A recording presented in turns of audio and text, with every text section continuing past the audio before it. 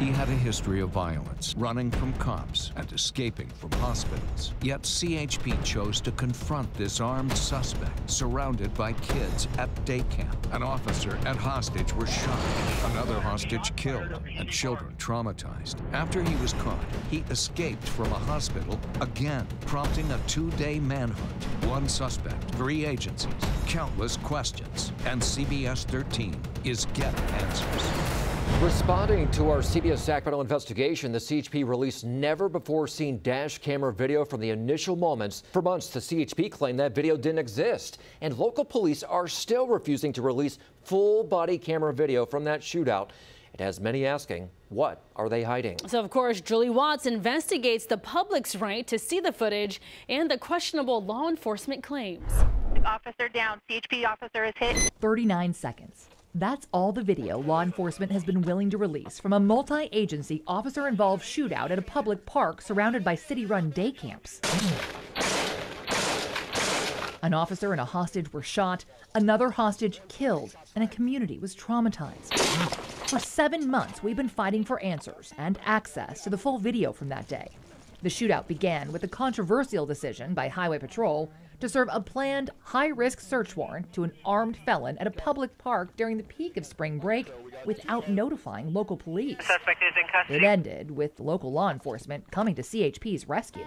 But Roseville PD has refused to release more than 39 seconds of its body camera video, and CHP claimed it didn't have any dash camera video. According to the Office of Risk Management, after a diligent and thorough search, CHP determined it did not possess dashcam video. Turned out, it did. After months of requests, CBS Sacramento was first to obtain the first 25 minutes of the dash camera video from the one marked CHP cruiser there to back up undercover agents serving the warrant. The video appears to begin just after the suspect allegedly fired the initial shots at a CHP officer. You can see several undercover officers running toward the batting cages, where we now know children were diving for cover in the crossfire. It was terrifying. The CHP officers weren't wearing body cameras, but Roseville PD officers were, and that agency is still only willing to release 39 seconds from their body cameras. Whoever's in the field, you're in our backdrop. Which appears to show officers shooting at each other. 123 crossfire, I was the one who fired the shots. But provides little transparency or context for what went wrong that day, the risk to the public, the hostages, and to officers. Drop the gun! Now, state law requires agencies to release any recording that relates to an officer-involved shooting or critical incident. Remember when 14-year-old Valentina was killed by a stray LAPD bullet while trying on quinceañera dresses in a Southern California dressing room with her mother? In the interest of full disclosure and compliance with the law, LAPD released extensive footage from their arrival through the fatal shots. Surveillance video revealed a man violently attacking people with a bike lock inside the Burlington Coat Factory. LAPD officers rush upstairs with guns drawn, following a trail of blood, before shooting and killing the suspect. A stray bullet pierced the dressing room wall, killing Valentina, who was hiding and praying with her mom. Per LAPD policy, based on state law, they had to release video of the actions and events leading up to and including the critical incident. San Francisco PD has a similar policy and hosts its videos on the city YouTube channel. While some agencies release edited versions of videos, it's standard practice to show the video leading up to the shooting to provide context and transparency. Or at least it was. Roseville PD is now attempting to rewrite state law. Instead of releasing recordings that depict an incident involving the discharge of a firearm, they claim they only have to release video of the discharge of the firearm. The video is public property. San Francisco Assemblymember Phil Ting wrote the law in question. He stresses the public pays for the police cameras and the servers they store that video on, so the video belongs to the public.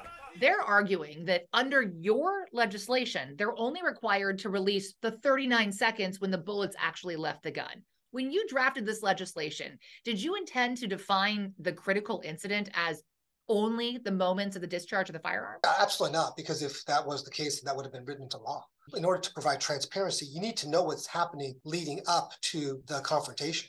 Now, it's very likely that the body camera video will reveal what most of us already believe, that Roseville PD acted heroically and stopped an armed suspect from injuring more people. But the fact that they're not willing to release the video, essentially rewriting state law, sets a scary precedent for all future police shootings. And in California, if a public agency refuses to release a public record, your only option is to sue. I imagine it'll be a court decision on this. Law enforcement consultant John McGinnis supports police transparency, but the former Sacramento County Sheriff also supports Roseville PD in this case. Roseville PD is saying, we're not going to abide by the law. We're going to make you sue us to get this video, and taxpayers are going to have to foot the bill. Is that fair? I don't know why they're withholding it, but if they believe they're on solid ground, if they're doing the right thing, I say stand on principle and let another branch of government make that decision. He believes the primary purpose of body camera video should be for evidence in a criminal trial, not public information. But experts say when it comes to a police shooting, California law is clear. The law must be construed broadly in favor of disclosure. David Loy from the First Amendment Coalition explains law enforcement can blur or redact parts of the video to protect victims' privacy, but can only delay releasing the video more than 45 days if the agency can demonstrate it substantially interferes with an ongoing investigation.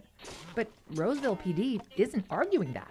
When the public does not get the full story, it begins to look like a cover-up.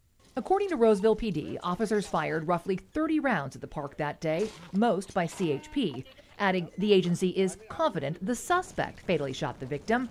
But Roseville won't release its full body camera video or drone video, and the Placer County Sheriff won't release the victim's autopsy report, which could confirm the suspect shot the hostage and not officers. If you believe that you acted heroically or appropriately, why are you hiding this?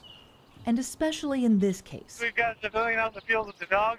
where the public's trust was first violated He's going to shoot the hostage. by a controversial CHP decision, We escaped inmate from the hospital. and again violated when the suspect escaped from custody, prompting a multi-day manhunt and putting the public at risk again. We still have active gunfire all around. Many believe full transparency is the only way to regain the public's trust.